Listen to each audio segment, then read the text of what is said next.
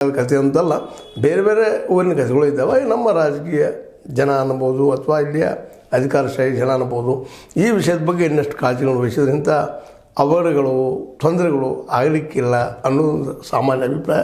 ಅದನ್ನೂ ಆಗಲಿ, ಮಳೆ ಮಾತ್ರ ಸಿಕ್ಕಾಪಟ್ಟೆ ಆಗ್ಯದ. ಧಾರವಾಡ, ಉತ್ತರ ಕನ್ನಡ, ಇಲ್ಲಿ ನಮ್ಮದು ಗೋಕಾಕದ ಯಾರು ಹೇಳಿದೆ, ಬೈಲಹೊಂಗಲ, ಬೆಳಗಾವಿ ಎಲ್ಲ ಕಡೆಯೂ ಮಳೆ ಜೋರ್ದಾರಾಗಿ ಆಗ್ತದೆ.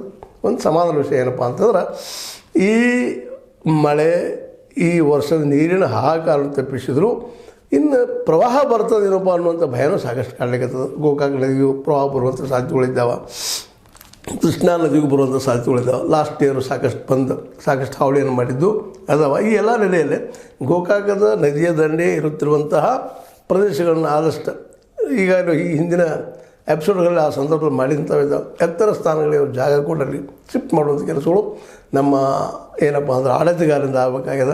ಯಾಕೆಂದರೆ ಪ್ರತಿ ವರ್ಷ ನೀರು ಬರೋದನ್ನೇ ಇದು ನಿಸರ್ಗದಲ್ಲೇ ಬದಲಾವಣೆಗಳು ಆಗ್ತಾಯಿದ್ದವು ನಾವು ನೋಡ್ತಾ ಇದ್ವಿ. ಆ ದಿಶೆಯಲ್ಲೇ ಇವೆಲ್ಲ ಇಂಪ್ರೂವ್ಮೆಂಟ್ ಆಗಬೇಕಾಗ್ಯದ. ಮತ್ತು ಚೊಕ್ಕೋಡೆ ಭಾಗದಲ್ಲೂ ಆಗಬೇಕಾಗ್ಯದ. ನೀರಿನ ಅದು ನದಿಯ ದಂಡೆಯ ಪ್ರದೇಶಗಳು ಈಗ ಮತ್ತೊಮ್ಮೆ ತೊಂದರೆ ಅನುಭವಿಸುವಂಥ ಎಲ್ಲ ಸಾಧ್ಯತೆಗಳು ಕಾಣ್ತಾ ಇದ್ದಾವೆ.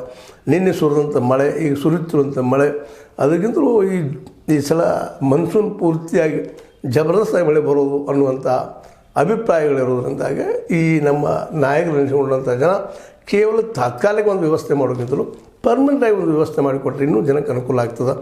ಯಾವುದೇ ಪ್ರದೇಶದಲ್ಲಿ ಇರಲಿ, ಅದರಲ್ಲೂ ಗೋಕಾಕದ ಬದಲಾಗಿಂತ ಈಗಾಗಲೇ ಹಲವು ಸಲ ನೆರೆ ಹಾವಳಿ ಬಂದು ಸಾಕಷ್ಟು ತೊಂದರೆ ಕೊಟ್ಟಿದ್ದನು. ಅದೇ ಕಾಲಕ್ಕೆ ಮೂಡಲಗಿ ತಾಲೂಕದಲ್ಲಿರ್ಬೋದು,